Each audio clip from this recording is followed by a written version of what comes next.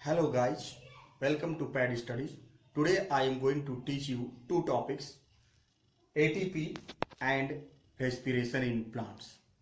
ATP जैसा कि आप जानते हैं, जैसे पहले भी हमने बताया, रेस्पिरेशन जो प्रोसेस होता है उस दौरान जो है one glucose molecule is oxidize in presence of oxygen to release carbon dioxide water and 686 kilo calorie that is 38 ATP energy is released during the process of respiration.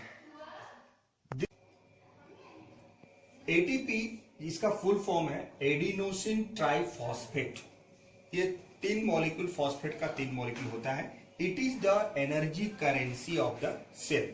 थोड़ा सा आपको हम यहाँ पर समझाने के लिए एक एग्जाम्पल देते हैं, थोड़ा इसको आप अच्छी तरह समझ पाएंगे। जैसे आप मान तो जैसे हम आपको मान लीजिए एग्जाम्पल के माध्यम से समझा रहे हैं, जैसा हम बता रहे हैं कि मान लीजिए आपको एक हम मोबाइल फोन दें, आप लोग सभी इस्तेमाल करते हैं मोबाइल फोन, जो 4G फोन अगर हम आपको दें और उसको हम कहें कि लाते हैं हम लोग फोन तो चार्ज में लगाते हैं, आप चार्ज में लगाइए, लेकिन उसका हम बैटरी निकाल लेंगे और तब आपको कहेंगे कि आप फोन चार्ज कीजिए, तो आपका फोन तो चार्ज नहीं होगा।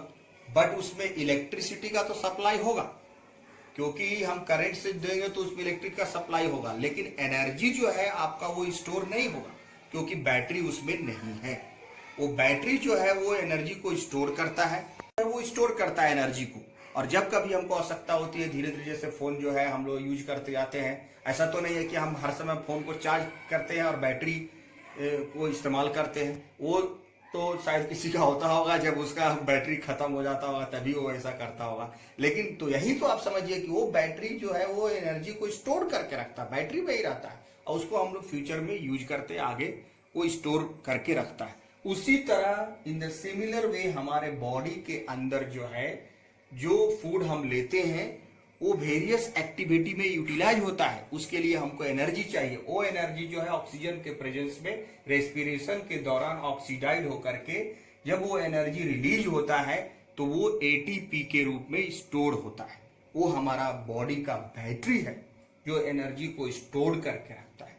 यहां पर आपको समझना है कि जैसे आप मोबाइल को का बैटरी को चार्ज करने के लिए चार्जर लगाते हैं, उसमें तो जैसा हमने बताया कि आप जान रहे हैं कि जैसे मोबाइल के लिए जो इलेक्ट्रिसिटी तो सीधे आएगा नहीं, उसके लिए आपको वायर चाहिए और उसको कनेक्ट करना पड़ेगा। तो उसी तरह से जो एटीपी जो है हमारा बॉडी का जो बनेगा वो दो phosphate molecule ADP adenosine diphosphate के साथ उसी वायर के जरिए एक फॉस्फेट मॉलिक्यूल को हम लोग जोड़ते हैं और उनको जोड़ने में के बाद जो सिंथेसाइज होता है वो दोनों मिल करके ADP and phosphate inorganic phosphate जो फॉस्फेट मिल करके बनाता है एटीपी। इसको सिंथेसाइज करने में to synthesize 1 ATP molecule from ADP and phosphate, ये इसमें जो है 30.5 kilo joule of energy are required. तो इसको सिंथेसाइज करने में एडीपी का दो मॉलिक्यूल जो डाइफॉस्फेट है वो फॉस्फेट मॉलिक्यूल को सिंथेसाइज करने में जोड़ने में हमको 30.5 किलो जूल एनर्जी का रिक्वायरमेंट होता है, वो लगता है, तो उससे एक एटीपी मॉलिक्यूल बनता है।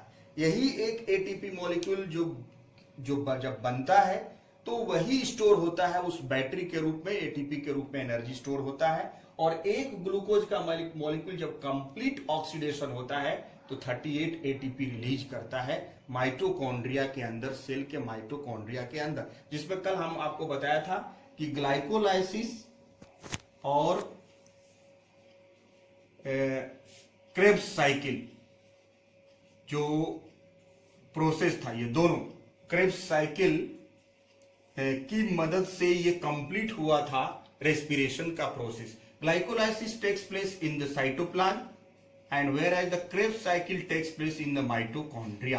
और ये इसमें 2 एटीपी बनता है ग्लाइकोलाइसिस में, और क्रेब्स साइकिल के दौरान 36 एटीपी बनता है और 38 एटीपी रिलीज होता है by the complete oxidation of 1 glucose molecule. तो जैसे आप यहाँ पर देख रहे हैं कि एक ग्लूकोज मॉलिक्यूल से 38 एटीपी बनता है। तो आप फिजिक्स में भी पढ़ते हैं कि energy cannot be produced and energy cannot be lost. This is called law of energy का जो कंजर्वेशन ऑफ एनर्जी है। कहता है। यहाँ भी हमारा एनर्जी कहीं से आएगा नहीं, ये एनर्जी आप देख रहे हैं कि अचानक से जो है ये एक एटीपी मॉलिक्यूल बनाने में 30.5 किलो जूल एनर्जी लग रहा है।